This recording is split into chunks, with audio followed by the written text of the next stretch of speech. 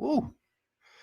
Man, what a game. What a way to start the season, especially without Blake Griffin. Let a few of you guys join. I'll sit up here and pull the box score for us. But the Pistons had it was really just a great game all around that you wanted to see from them. Andre Drummond was an absolute freak of nature tonight. His stat line, I don't know if it was the first time anyone's done it in history or just the first time they did it on opening night, but 32 points, 23 boards, 3 steals, 4 blocks, 2 assists. So a real all-around great game from Drummond, and it's somebody that's obviously working towards max extension. Yes, Mr. Abu, we did end up winning. We won. Let me look at the final score here, 119 to 110. A whole lot to like. Like I said, Drummond played like an absolute beast. If you had him in any of your fantasy teams, I'm sure you're very happy. Derrick Rose came off the bench, and for the beginning of the game, the first half, really, I think it was perfect, 5 of 5, 15 points. He provided a really nice spark for the offense off the bench, which is really the entire reason we got him. And then you saw it down the stretch. Luke Kennard ended up playing really big minutes, and he played huge in those big minutes. He ended the game with 30 points, a couple of real critical threes, and he plays with a lot of swagger and confidence. Some of the other new guys contributed as well. I know Tony Snell hit a couple big threes. Markieff Morris, while he didn't have the best game of his career, certainly he came out and he wasn't really shy about shooting the ball or getting involved in the offense. If a couple of them even were bad shots, you'd rather have that from a guy. You want them to be aggressive as opposed to passive when coming into a new team and trying to acclimate themselves, especially when, your best player is out. You need other guys to step up, really besides Andre, because throughout this period that Blake's out, Andre's probably going to be the guy to carry the team on his back. But if you can get performances like this from Luke, performances like this from Derrick Rose, that's going to go a huge way into keeping the ship afloat until Blake Griffin does end up coming back for you. Now, there's also, some stuff, obviously, not to like. The Pistons turn the ball over too many times. You might just chalk that up to a case of early season jitters, but they had 18 turnovers. Lucky for them, the Pacers had 15 turnovers as well. The most impressive part about this game for me from a team perspective, because obviously, Andre did his stuff individually, Luke did his stuff individually that you love to see. But from a team perspective, when they had that really rough third quarter, look here, they only scored. So they ended up scoring 29 points in the third, which is a pretty good point total for a quarter. But for a long time, right after halftime, they were very, very sluggish getting out. And I think they got down to like a 7 or a 9-point deficit or something like that.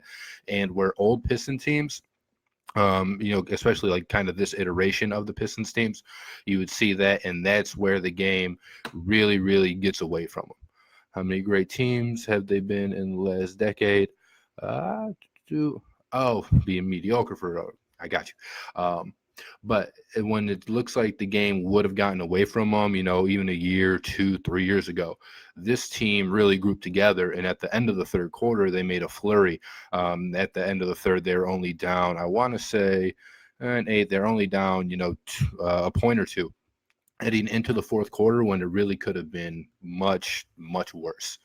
So that was my most impressive takeaway from the Pistons, was just how they performed as a team with Blake out. And I would love to hear, your guys' feedback and see if you had any questions on what you saw tonight and what you can see, even tomorrow night when they have their home opener. Let me see who that's against. They play the Hawks. So they host the Hawks tomorrow. The Hawks they don't project to be a very good team. So if you can start your season off with 2 big wins, especially in the stretch that Blake is out, because then after that it gets tougher sledding. I know you face the Pacers again, and the Pacers are a team that a lot of people had projected to finish right near the Pistons in the standings. The Pistons are projected anyway to be fighting for kind of a 7th, 8th playoff seed, something like that. And the Pacers are supposed to be right there with them, if not just a tick above, where, they're coming in at usually 5th or 6th place in the conference. You think Rose is too much pressure and can maybe injure himself by trying too hard.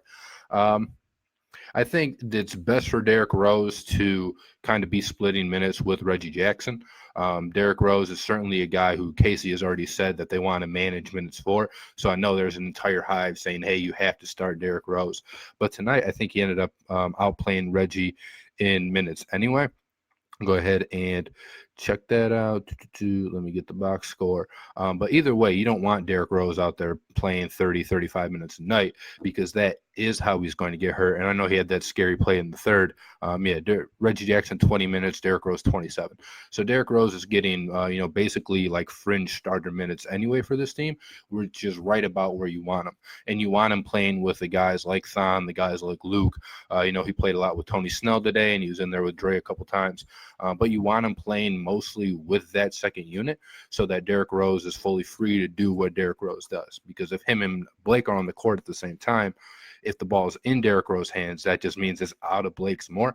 And as great as, as good as well as Derrick Rose played tonight, he's certainly not Blake Griffin. How do you like their chances tomorrow against the Hawks? I love their chances against the Hawks tomorrow. It's going to be interesting to see how Casey does decide to play Derrick Rose tomorrow, being that it is obviously a back-to-back. And again, he wants to manage his minutes.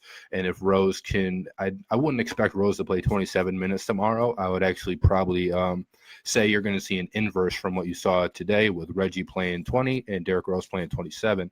I would expect that to be flipped, where Reggie gets closer to the 30-minute mark and Derrick Rose is probably limited to around 20 to 22 minutes. But they're a better team than the Hawks are for sure. So just in that, they should end up winning the game. And my cat's down here playing with my headphones. Let's say hi. Whoop, whoop. But it was, like I said, a great all-around team win, certainly the way that you want to start the season against a team that, you thought kind of you measure up really well against. And of course, it's not like a measuring stick game because it's the first game of the year, but it's not like you went out and did this against the Hawks or did this against a team, like the Cavaliers, one of the real bottom feeders of the league. The Pacers project to be a pretty good team. One of the other things that I didn't particularly like in spurts was some of the bad shot selection. So I talked a little bit about Markieff Morris earlier. He is a guy who seemed like he took a good amount of bad shots tonight.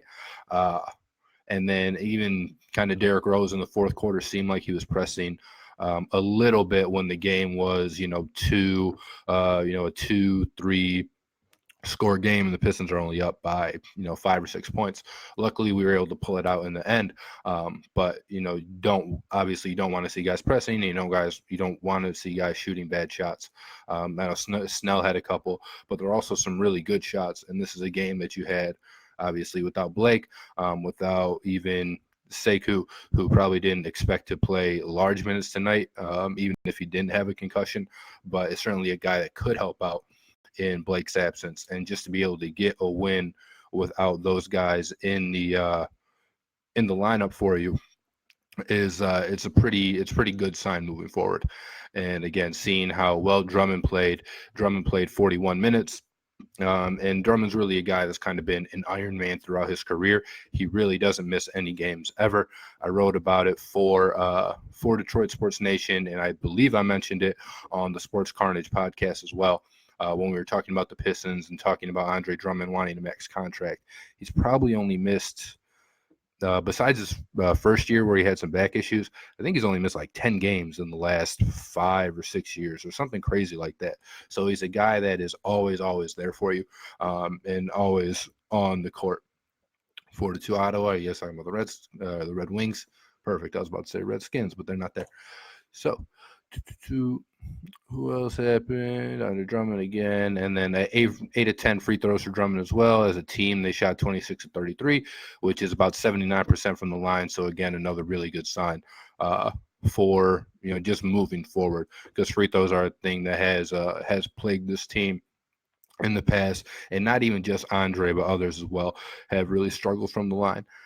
Fan favorite Christian Wood, who a lot of people were excited to make the roster. He ended up playing 4 minutes, didn't have much of an impact, but you saw him out there. He's only a -1 on the plus minus, and plus minus certainly isn't like the godsend of basketball stats. But, it's good that he wasn't just totally manhandled during his very short time on the court.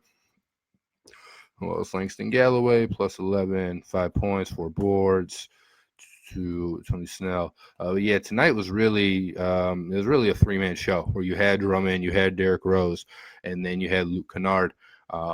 Bruce Brown, I thought, played pretty well with just watching the game and seeing what he was able to do on the court. The stats don't really tell the whole story. He gets 7 points, 4 boards, 4 assists. So why isn't Derrick Rose starting?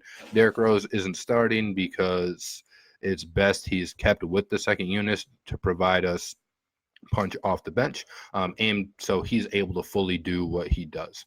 If he was in the starting lineup, and obviously we didn't have Blake tonight, but if we had Blake in the starting lineup, Derrick Rose can't take full control of the offense because the offense needs to run through Blake. Whereas if he's on the second unit, it's really just It's really just Derrick Rose and Luke Kennard, kind of going back and forth, and then you have two scoring options. Luke handled the ball really well today, and that's something that he's improved on every year since he's been in the league, is just being a better ball handler, and being able to make more aggressive and more decisive decisions with the ball in his hands, as opposed to just being a guy who's like a spot-up shooter. But you have that 1-2 punch off the bench, which in most games is going to help stop the game from just getting all the way away from you like it had in years past when our best bench player was probably Ish Smith, Ish was pretty good for us. He had to start more than we wanted him to just because of Reggie Jackson's injury history, but that's a guy that he didn't provide you a whole lot on the offensive end on the bench. He's just really fast and he can kind of push the break. But now Luke Kennard can get his own shot, and Derrick Rose can get his own shot too.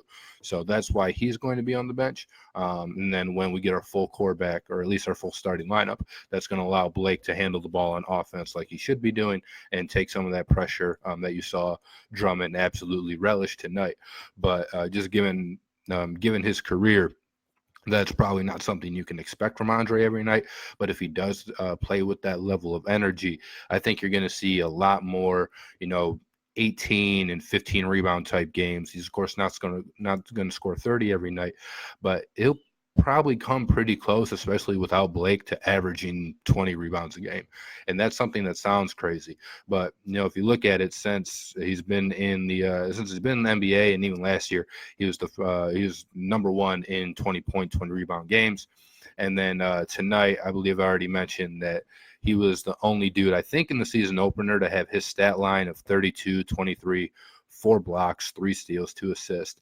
The first guy since Kevin Garnett to have 20 points and 20 boards in the first game of back-to-back seasons. Garnett did it in like 04 and 05, and then they showed a stat graph on the FSD broadcast where he had, I think it was 22 points, 16 boards, 3 steals, 2 blocks, and he was one of 3 guys with Anthony Davis and Hakeem Olajuwon being the other 2 to have that type of game in the season opener.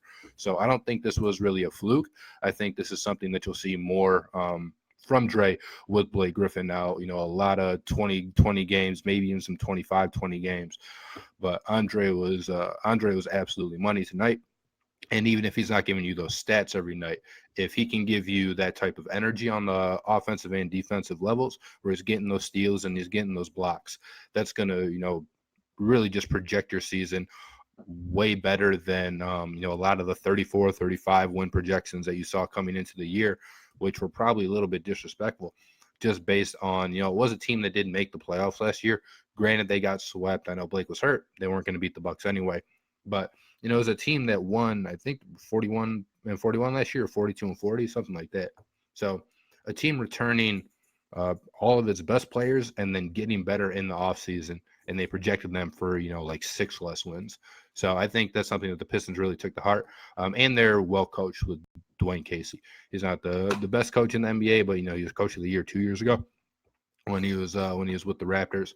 And he's a guy who he just knows the game of basketball, and he's a guy that I think the players really like to play for. Perfect. So I really just kind of said all I had to say, and I got what I wanted to get off my chest. Again, it was a really good win for the Pistons tonight. We'll see you guys back tomorrow after their home opener, and hopefully, we're talking about another win against the Hawks. But I do appreciate you guys hopping on and listening and watching this. And if you have not yet, make sure you check out Sports Carnage, where you can hear more of myself and maybe 3 other guys that you're going to even like better than me. Sports Carnage Podcast, Podbean, iTunes. Thank you guys for joining me, and have a good night.